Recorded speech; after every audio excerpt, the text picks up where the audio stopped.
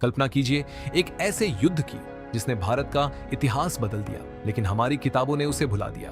11वीं सदी का वो दौर जब विदेशी आक्रमणकारी भारत की धरती और यहाँ के मंदिरों को पैरों तले रौंद रहे थे। तब एक ऐसा राजा खड़ा हुआ जिसने अपनी वीरता और बुद्धि से 1 लाख की सेना का अस्तित्व मिटा दिया। आज बात करेंगे श्रावस्ती के सम्राट राजा सुहेलदेव की।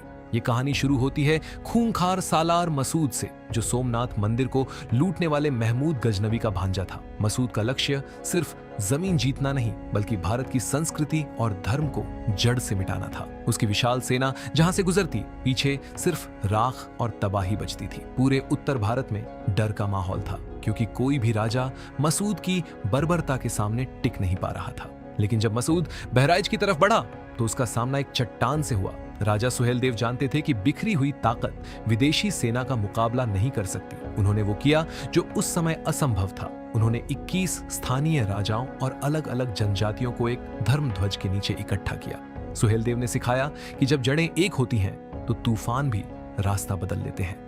15 जून 1033 बहराइच के मैदानों में इतिहास रचा गया। सुहेलदेव ने सीधे हमले के बजाय गोरिल्ला वॉरफेयर और रात के अंधेरे का फायदा उठाया। उन्होंने मसूद की सेना को घने जंगलों में घेर लिया। वो युद्ध इतना भयानक था कि शाम ढलने तक मसूद की 1 लाख की सेना का नामो निशान मिट चुका था और सालार मसूद खुद सुहेलदेव के हाथों मारा गया। इस एक जीत ने अगले 150 सालों तक भारत को बड़े विदेशी आक्रमणों से बचाए रखा। राजा सुहेलदेव ने न सिर्फ युद्ध जीता, बल्कि हमारी जड्डियों और पहचान को सुरक्षित किया। आज समय है कि हम ऐसे नायकों को फिर से याद करें। अगर आपको राजा सुहेलदेव की ये वीरता की गाथा पसंद आई तो इसे शेयर करें, ताकि हर भारतीय को अपने गौरवशाली इतिहास का पता चले। ऐसे ही अनसुने पन्नों के लिए धार्मिक रूट्स को सब्सक्राइब करें।